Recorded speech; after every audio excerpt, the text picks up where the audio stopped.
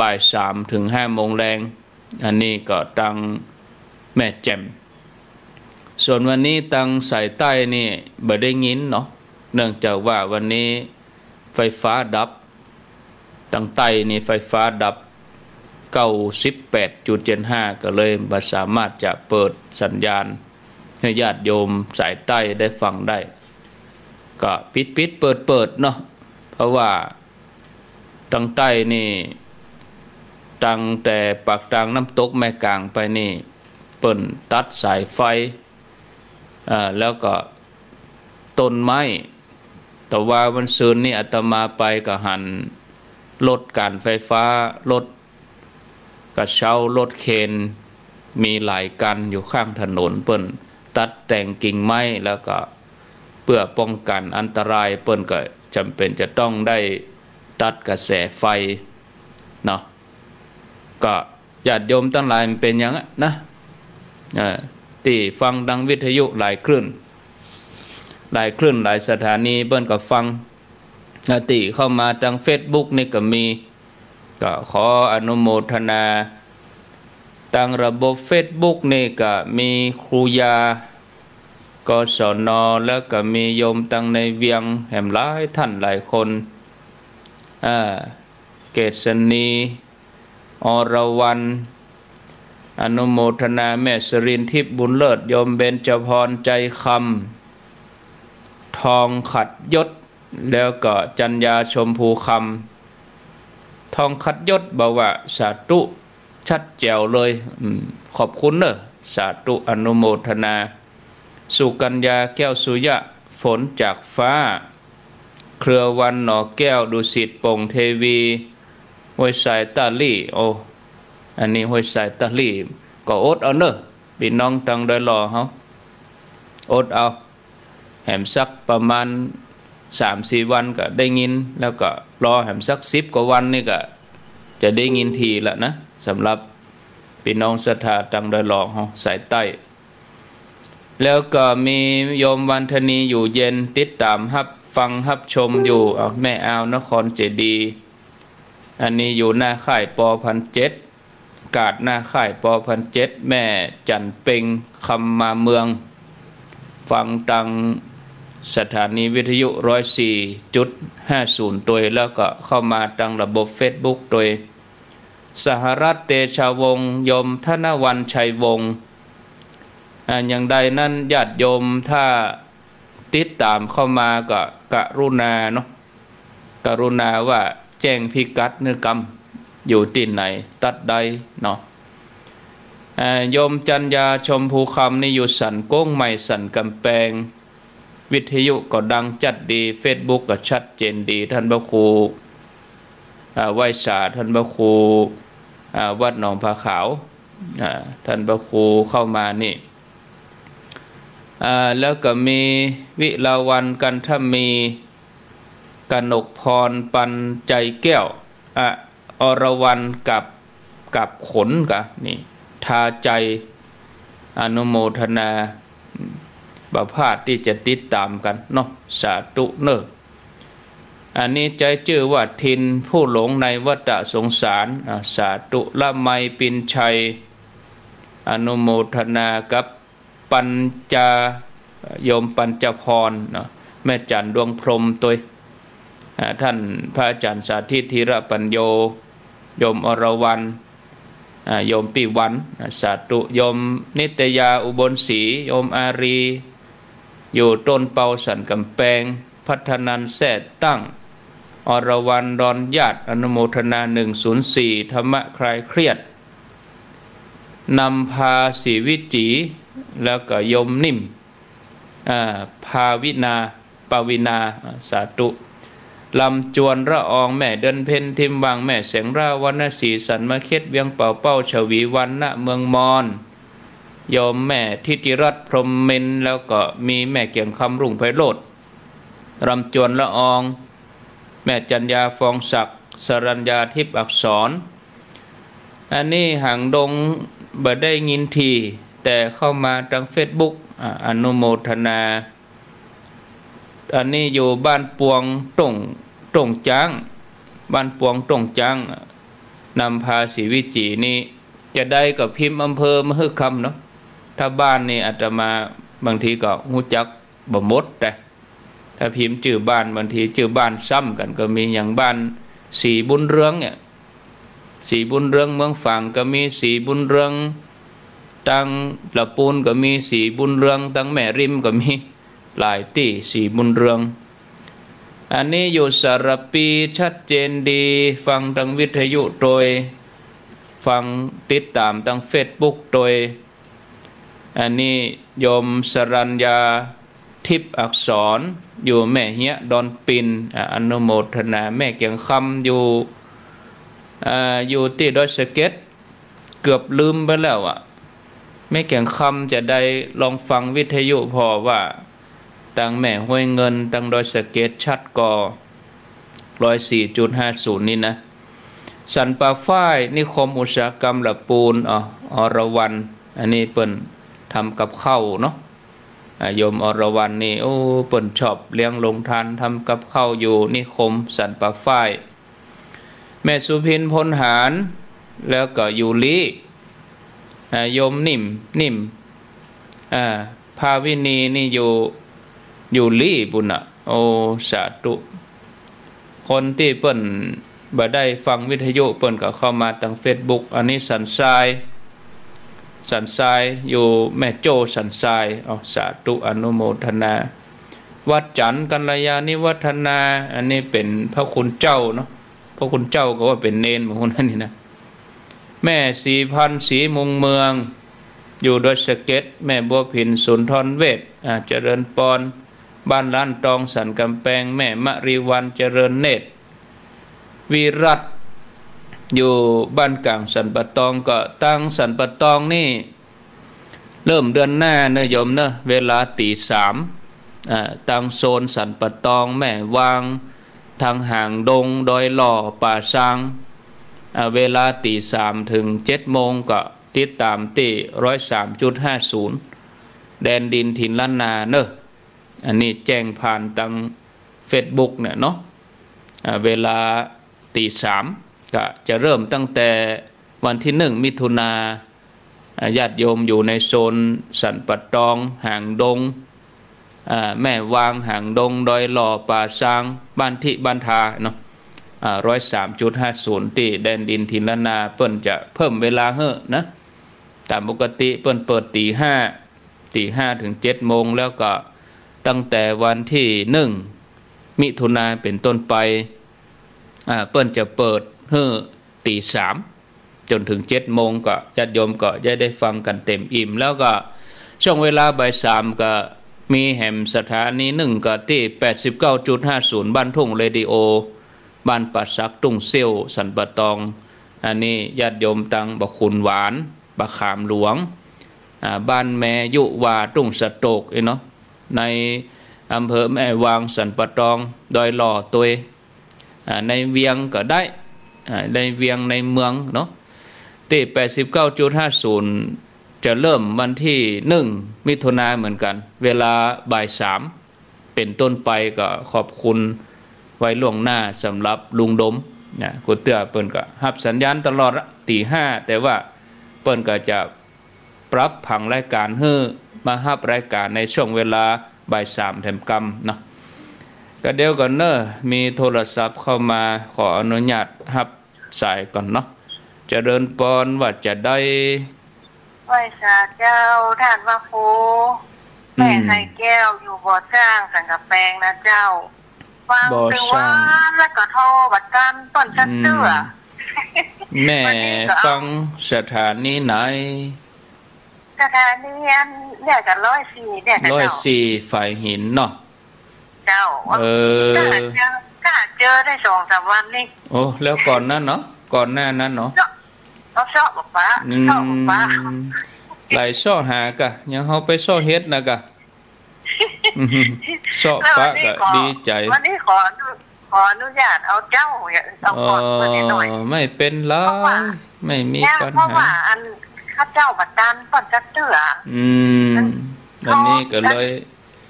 ฟังที่1เลยเจ้าฟังประจำเดือน ป้าบุญนะป้าสมบูรณ์นะก็ยังมาโทรไปก็โทร โทรบอกพ่องกันมันบัดดันเปิดนี่เนาะแล้วแม่เจ้าเนาะแม่เจ้าได้ยินกับแม่เจ้านี่บ้านเจ้านี่มันล่ำได้ยินนะเจ้ามันเพราะว่าลูกควายลูกควายน้อยมันเป็นยังฟังแมลงเอาเนาะลำเดนี่สันกำแพงนี่ฟัง104แม่วันนี้ขออนุญาตเอาเจ้าเอาก่อนเปิดหน่อยเพราะว่ามันดันเปิดแม่ฟัง104กะเจ้า104.5กะมันชัดเจนดีเลยชัดแจ๋วดีเนาะเจ้าขอบคุณเนอะสาธุฟังตัววันนะเจ้าแล้วก็มันบัดดันเปิ้นน่ะเป็นยังบัดดันโทรบัดดันโน้วันนี้ขออนุญาตเอาเจ้าก่อนเปิ้นนี่ก็มอยโมทนาเป็นกำลังใจนะเจ้าตุยินดีเอาก็มาเป็นยังก็เอาสายเดียวกับพ่อเนาะญาติโยมเอาอินดูเปิ้นเอาก็เป็นยังช่วงเดือนนี้จะเป็นช่วงที่ญาติโยมเขาจะโทรมาถามพ่องว่าออกรายการอยู่ก็ว่าอย่างใดก็เป็นยังช่วงเดือนนี้นะแต่ว่าเดือนหน้านี่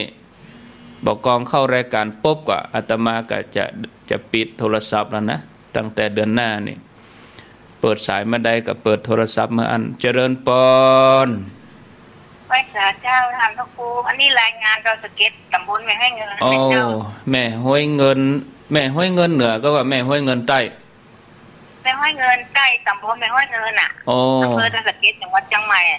เจ้าฟัง104.50เจ้าฟังชาติดีเจ้าที่วัดไฟหินกำลังบดบดที่เดินรอก็บดเหมือนกันแม่เจ้าที่นี่บดยังตามฟังชาติดีเจ้าตั้งงานประเดี๋ยวนี้ตั้งบ้านห้องตั้งเจียงไฮ้ตั้งพะเยานี่เปิ้นฝนตกนะเดี๋ยวนี้นะตั้งให้เงินนี่ให้เงินส่วนทรายเป็นจ่องนี่นะฝนมันกำลังบดอยู่เนาะตั้งเข้าอยู่เนาะฟังเป็นประจำวันนี้ขออนุญาตโทรก่อนนะเจ้า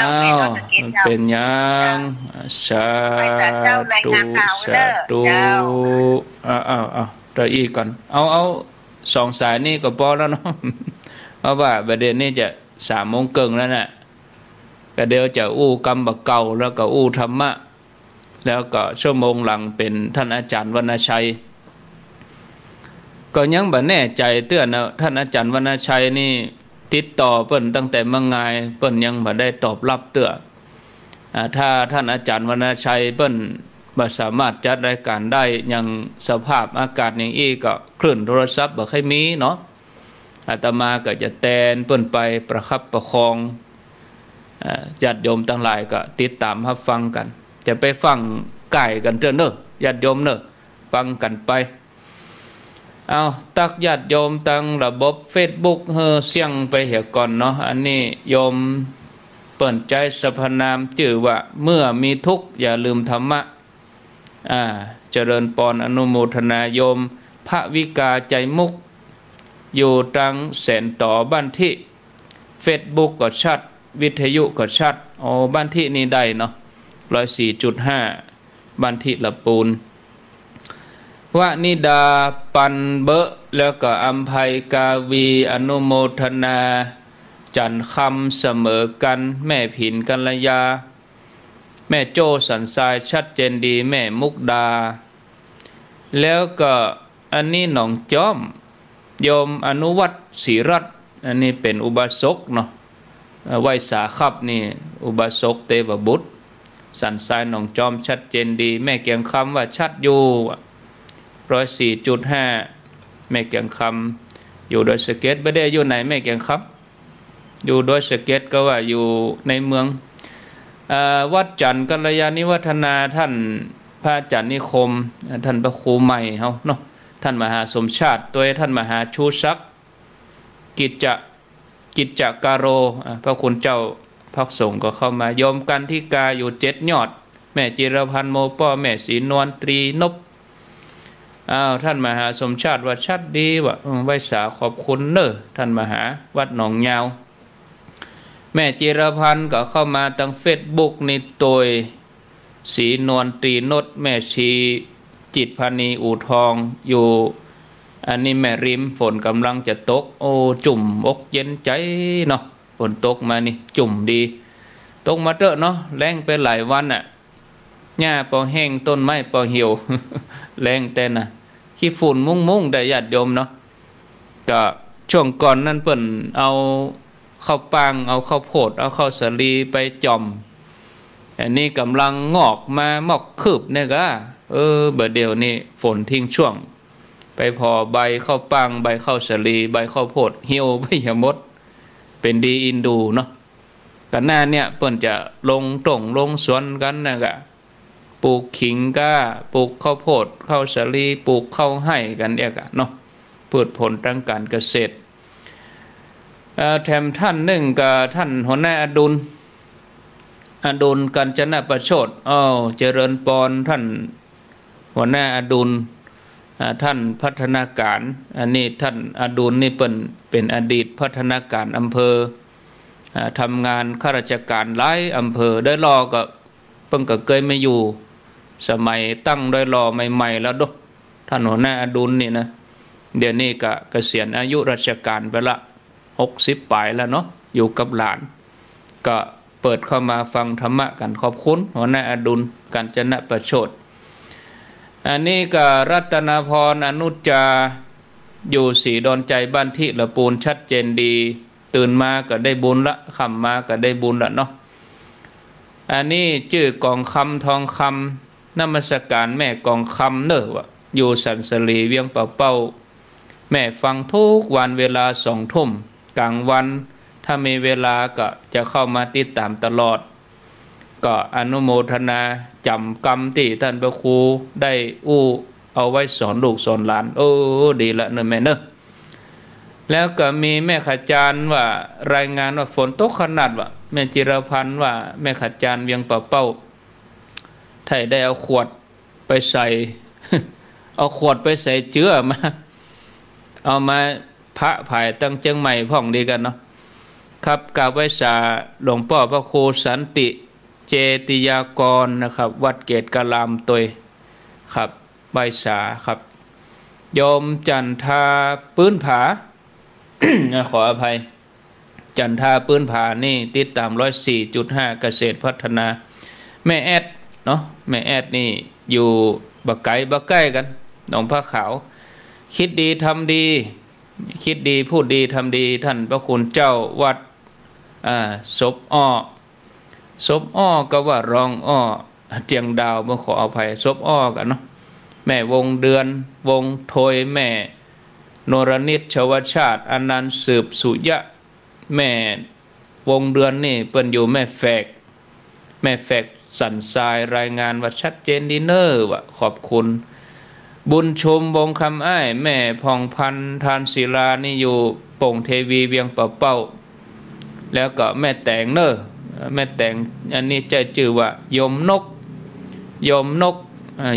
นี่อยู่แม่แตงฟังวิทยุได้ก่อนนี่แม่แตงนี่วรพรสุกเกษมได้รอเขาใจเย็นได้รอเดินหน้าได้ยินละเนาะช่วงนี้กับปิดเปิดนะเชิดฉายกันทอินสุภาพรดอนญาติอันนี้อยู่น่านอยู่น่านนี่อำเภอหยังเมืองน่านนี่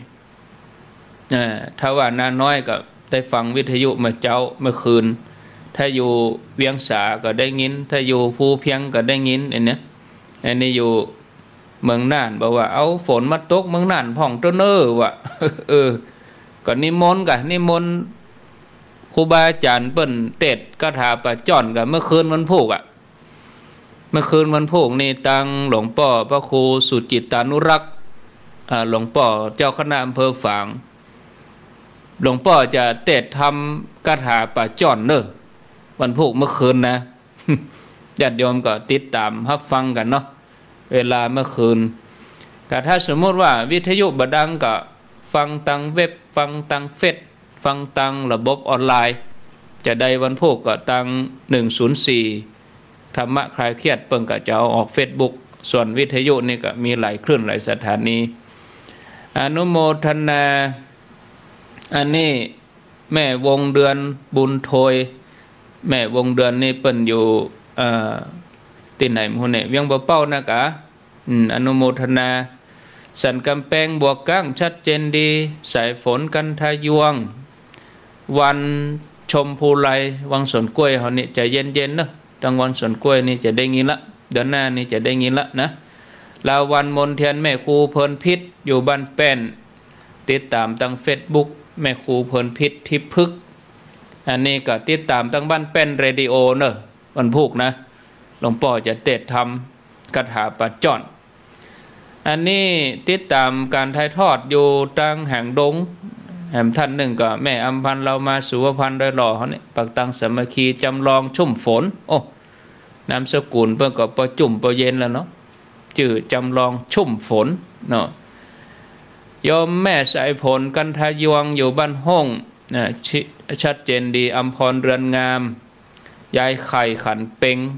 มะลีวันเจริญเนตรแล้วก็ประภัยการเกษตรที่วาชัยชนะเอาตัวอีกก่อนเนาะ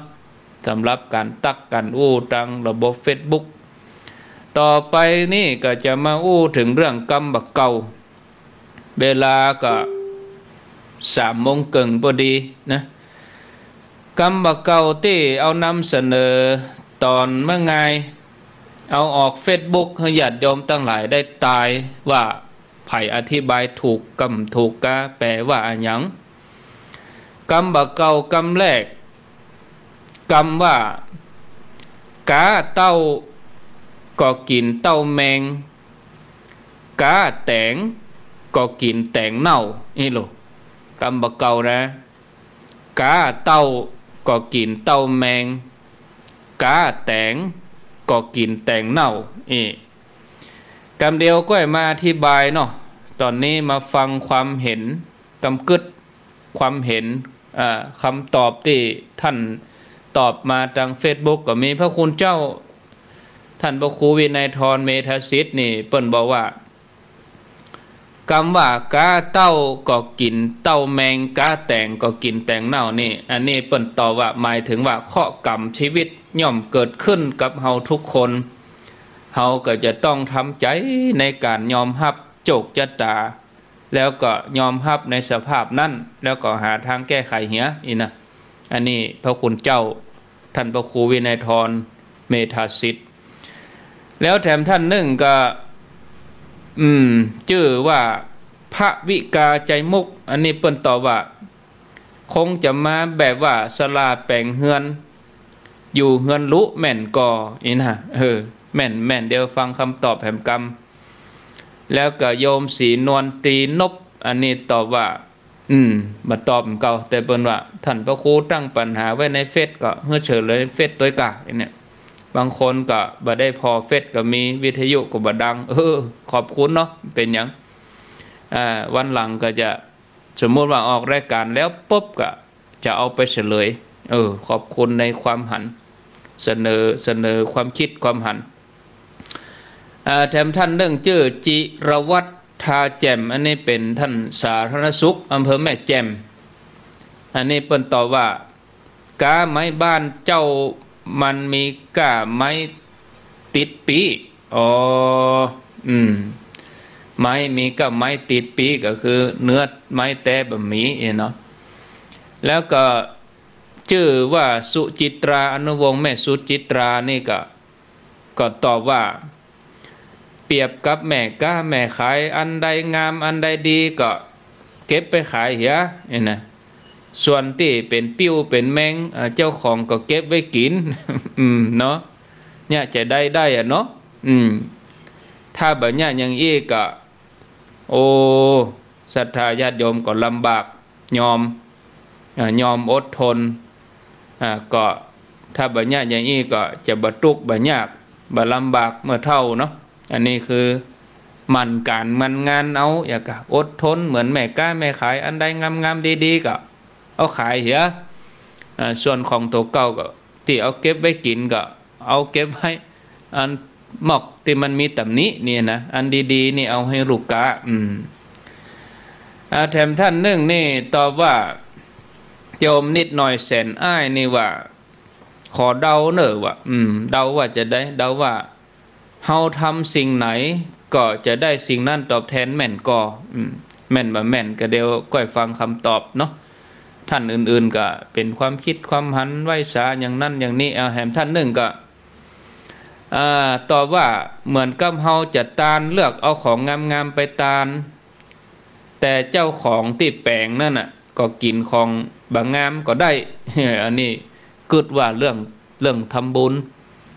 อันที่จะไปตานก็คัดสรรอันที่งามที่ดีส่วนเฮานี่ก็กินอันที่มันมีตำหนิน้อยแต่ก็กินได้นะของดีๆงามๆเขาก็กึดว่าเอาไปตานทีก่อนอันนี้ก็เป็นแถมความหันหนึ่งนะต่อไปก็ถูกบ่ถูกก็ก้อยว่ากันเนาะอนุโมทนาโยมแม่ใส่คำทะระถาอันนี้ก็ว่าโอ้เป็นดีม่วนสำหรับหมู่สวทั้งหลายเนอะเจริญปอนนะฟังรายการอาตมานี่จะไปใจฮ้อนใจเย็นๆเนาะบ่ต้องไปฟังอย่างนั้นเขามีเวลาเปเลอะแม่จงดีก็ตอบว่าแม่จงดีนี่เปิ้นอยู่เมืองฝั่งเปิ้นตอบว่าก็ถ้าจะตรงกับกำพังเพยที่ว่าข้อหามยำให้จะไปท้อถอยจะไปหมดกำลังใจนะอย่างกับเฮาไปกล้าไปขายบะเต้าบะแตงเนี่ยกะเนาะอันที่งามที่ดีก็เอาขายให้ลูกก้าไปเพื่อจะได้ลูกก้าประจำก็คือได้เรื่องของบริการ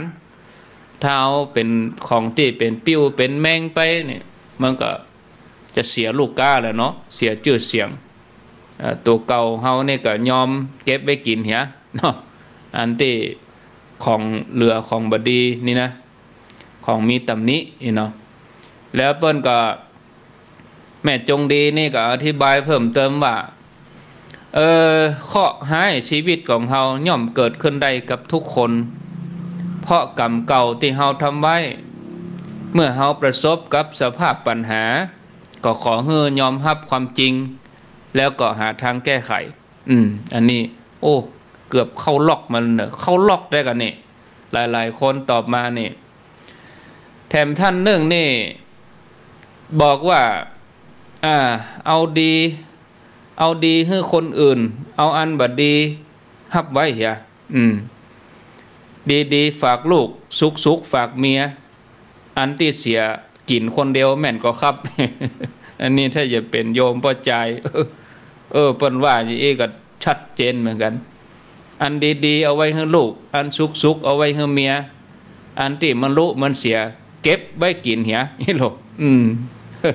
อันนี้เป็นคนรักครอบครัวรู้นี่แถมท่านหนึ่งว่าแกนดีๆก็เอาไว้ขึ้นไว้ขายเนาะเพื่อรักษาน้ำใจลูกกะอันบดีเขาก็เก็บเอาไว้เหียอันนี้ก็แม่นนะแล้วแถมท่านหนึ่งชื่อทองพันอ่อนแม่นแล้วอันที่แกนดีเขาก็เอาขายเพื่อจะได้ลูกกะก็จะได้กำไรในวันตั้งหน้าเนาะคือผลพอถึงอนาคตเลยนะแล้วก็แถมท่านหนึ่งก็ใจชื่อว่าสีเวชขัดทินนท์อันนี้เดาเอาเนอะว่าหมายถึงอันใดก็กินอันนั้นมีอันใดก็กินอันนั้นเนาะถูกก่อท่านพระครูเนาะถูกบ่ถูกอย่างใดก็เดี๋ยวก็ว่ากันเนาะเอาไว้เตอีก่อนเพราะเวลาล่วงเลยไปต่อไปมาเฉลยกำบะเก่ากำเมืองว่ากาเต้าก็กินเต้าแมงกาแตงก็กินแตงเน่ากาเต้าก็คือหน่วยบะเต้าแล้วนะบะเต้าที่เป็นแมงเป็นปิ้วเป็นแมงกาแตงก็กินแตงเน่านี่นะอันนี้หมายถึงจะได้ญาติโยมหมายถึงว่าเคราะห์กรรมในชีวิตย่อมเกิดขึ้นได้กับเฮากู้คนแล้วสุดท้ายเฮาก็จะต้องยอมรับสภาพแล้วก็หาทางแก้ไขโอ้หลายท่านถูกพระคุณเจ้าท่านพระครูวินัยธรนี่ตอบถูกหรือเนาะกาเต้าก็กินเต้าแมงกาแตงก็กินแตงเน่าเนี่ยก็คือเวลาเฮาจะเอาไปใช้ในชีวิตประจำวันกำบักเก่าบทนี้นะก็คือเฮาต้องยอมรับสภาพชีวิตแล้วก็เข้าใจในสภาพปัญหาตั้งหน้าตั้งตาสู้ต่ออย่าท้อ อย่าหมดกำลังใจเนี่ยในกรรมพังเพยเปิ้นก็ว่าข้อหามยามหายศรัทธาญาติโยมท่านทั้งหลายก็คือมีความอดทนเนาะแถมกรรมหนึ่งญาติโยมท่านทั้งหลายแถมกรรมหนึ่งเป็นกรรมบะเก่ากรรมบะเก่าว่าก้นหม้อบ่ฮ้อนบ่เป็นแต่ไหมันเป็นแต่ไฟบ่ใจก้นหม้อนั่นมีความหมายว่าจะได้ก้นหม้อบ่ฮ้อนบ่เป็นแต่ไหมันเป็นแต่ไฟบ่ใจก้นหม้อหม้อในที่นี้ก็คือหม้อนึ่งเนี่ยหม้อนึ่งแล้วก็ไหนี่ก็คือไหเปิ้นเอานึ่งเข้าแต่ก่อนนี่จะเป็นไหไม้หรอเปิ้นเจาะไม้จะเป็นไม้ซักกาไม้แดงเนี่ยมาเป็นไหมันได้กะนึ่งเข้าแดงปะลึงกะเนาะไม้เปิ้นเอามาเจาะแล้วเวลาเมินไปนี่ไหเข้ามันแตกเนาะก็เอาลวดหัดให้เข้าอย่าบางทีก็หม่ามเข้าสารท่านนะหม่ามเข้าสารเอามาตาเอามายาให้เข้าผิว เพราะเวลาเขาปดให้เข้านี่กัวเข้านี่เอาแนมลูบเรียบร้อยแล้วเวลาเขาปดให้เข้ามันคว่ำลงเนี่ยคว่ำลงแหงน้ำไปบางทีก็มันก็แตกก็จัดมันแตกมันจัดเวลานึ่งเข้าก็ให้เข้ามันผิวเขาก็หม่ามเข้าน่ะยานี่ไหแต่บัดเดี๋ยวนี้บะล่ำจะหันแล้วกัวเข้าเขาก็เอาไปเขียนเอาไปวาดรูปเห็นแต่เตือแต่มาจังหันเหมือนกันนะกัวเข้าที่บัดเดี๋ยวเขาใจถาดไปนักเนาะบางทีก็เปิ้นก็เอาไม้มาเจาะไม้สักมาเจาะแล้วเวลาเขามีไม้กลเข้าเนาะเอาน้ำเขาลูบก่อนโอ้มันหมื่นหรอเพราะว่ายางเข้ามันติดอยู่หั่นแล้วก็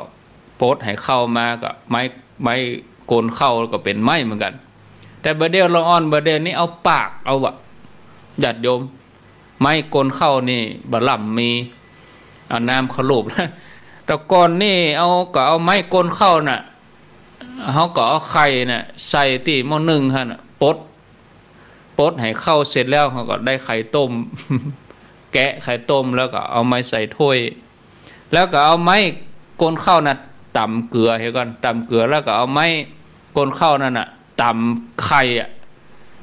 พ่อแม่เลี้ยงลูกถึง 4-5 คนน่ะไข่แกนเดียวนะ เนาะโอ้ไข่แกนเดียวต่ำจนพ่อจะแหลวกะแล้วก็จูบมันเนอะจูบไม้ก้นเข้าจูบด้ามมันน่ะศรัทธาญาติโยมทั้งหลายโอ้อย่ามาตุกแต่ตุกว่าคนสมัยแต่ก่อนเราอ่อนบัดเดียวนี่ขยากกินอย่างมาเอารถเครื่องออกบ้านไปปากกองบุญ24 ชั่วโมงมีหันหมดคันในมีสตางค์เด้อได้ก้นหม้อบ่ฮ้อนบ่เป็นแต่ไหมันบ่ใจเป็นแต่ไหเนี่ยเพราะว่าเวลานั่งเฝ้าให้เข้านี่ไฟมันเบิดเติงถ้าไฟวอดแล้วก็เข้ามัน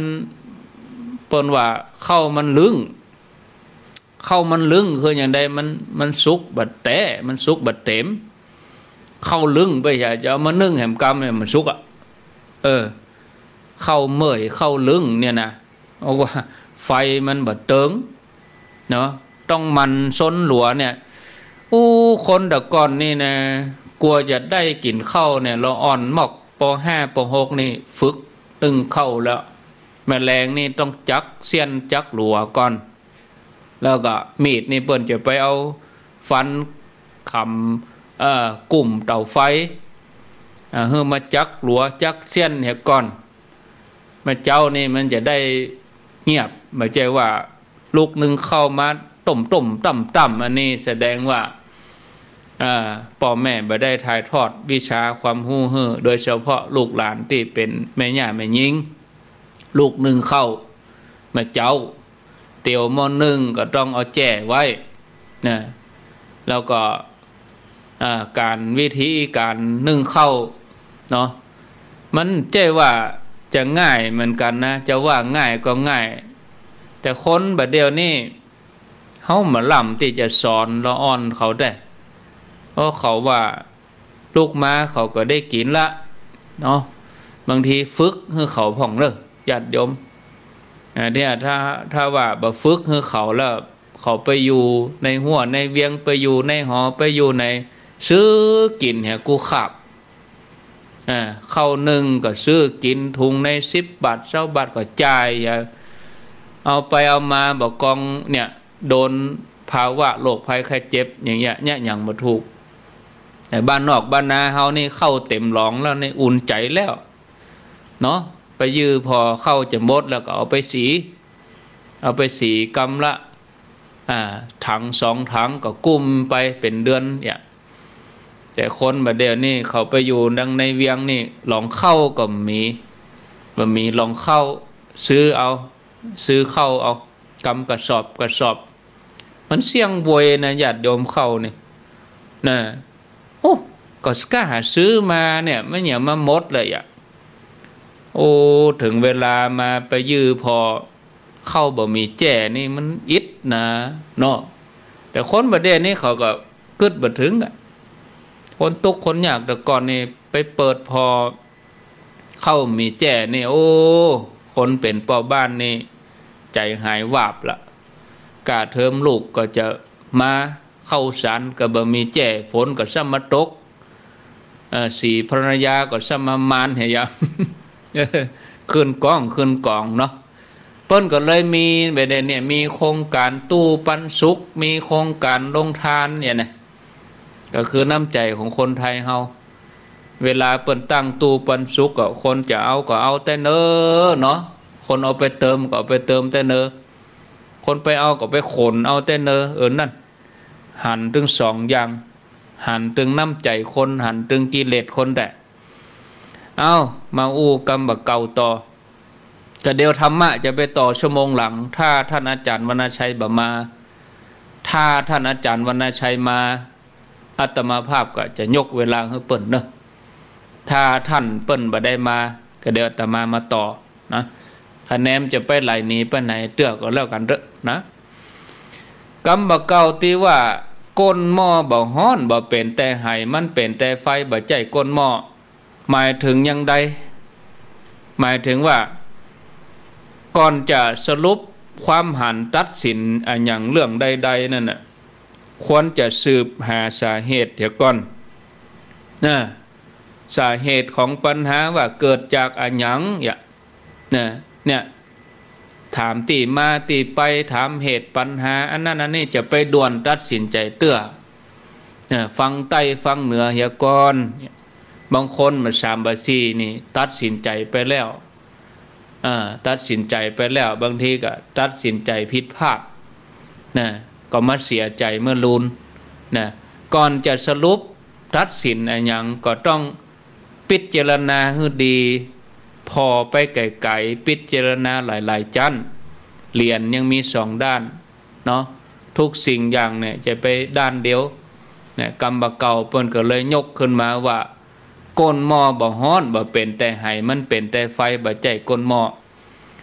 แล้วเฮาจะเอาไปใช้อย่างใดกำบักเก่านี่การนำไปใช้ก็คือว่าก่อนที่จะว่าเฮือไผก่อนที่จะโทษไผก่อนที่จะโทษสิ่งใดเนี่ยเฮาควรจะพิจารณาปัญหาให้รอบคอบว่าเกิดจากสาเหตุอันใดเกิดจากความฮู้กะเกิดจากความบ่ฮู้กะคนเฮาบางทีไม่ได้ตั้งใจทำหรอกอย่างเวลาเฮาว่าฮู้เต้าบ่ถึงการเนี่ยก็ควรจะให้อภัยในความผิดพลาดนั้นๆแล้วก็มาแก้ไขให้ตรงจุดบางทีแก้ไขบ่ตรงจุดก็พลามไปโตดไหเปลี่ยนไหเข้าเนี่ยนึ่งมาได้กับบ่สุกไหแกนนี่บ่ดีเปลี่ยนไหเอาไหไปขว้างอย่าเอาไหไปแปลงลัวอย่ามันซ้ำบ่ดีไปใหญ่เนี่ยเปิ้นจะหึหยะนะเอาไหไปพาแล้วมาแปลงลัวนี่โอ้บ่ดีไปเปลี่ยนไหเปลี่ยนแกนใหม่มาก็บ่สุกหมะ มันเป็นแต่ไฟบะเติงญาติโยมทั้งหลายเนี่ยแก้ปัญหาบะตรงจุดเนาะก้นหม้อบะฮ้อนเพราะว่าไฟมันบะลุกแต่บะเดี๋ยวนี้เขาใจแก๊สแล้วเราอ่อนเวลานึ่งเข้าแล้วโอ้หม้อนึ่งโพ เพราะว่าตั้งให้เข้าแล้วเป็นรับละหนึ่งเข้าคนตะก้อนนี่เนี่ยญาติโยม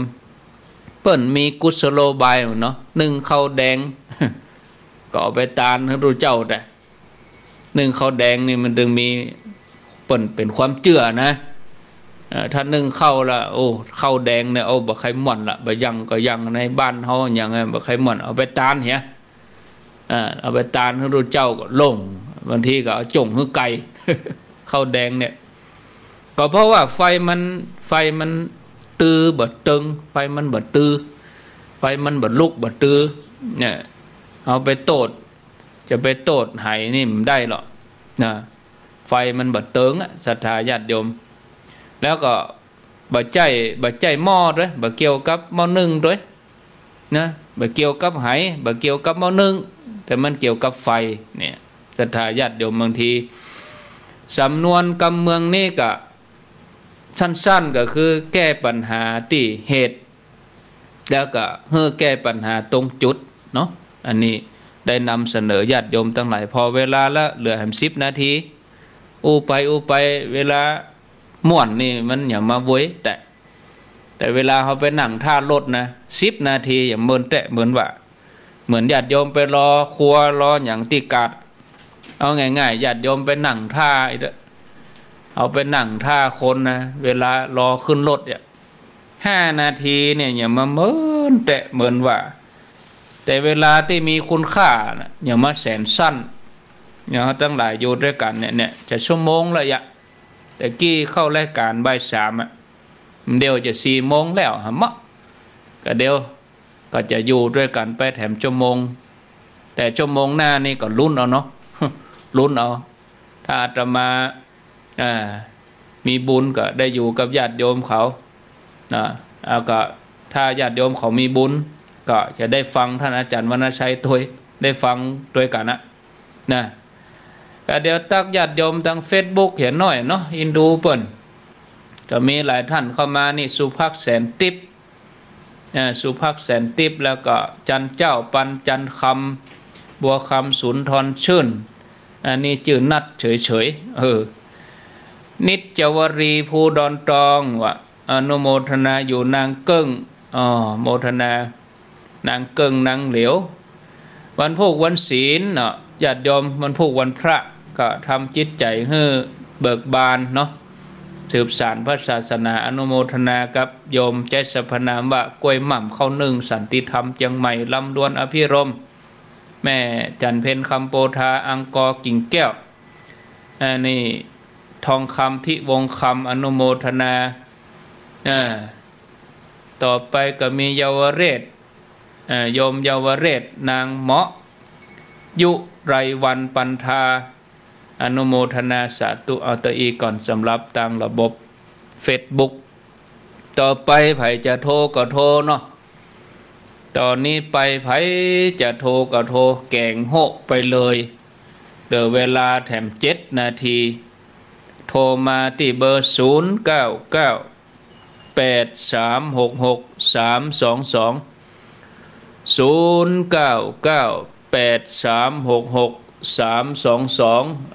ดี๋ยวอาตมาภาพขออนุญาตเปิดโทรศัพท์ก่อนญาติโยมที่ฟังทางวิทยุก็จะมีส่วนร่วมกันก็โทรมาถ้าทาง Facebook ก็กรุณาจะไปโทรทาง Facebook เนาะโทรทางวิทยุโทรทางโทรศัพท์อย่างเดียว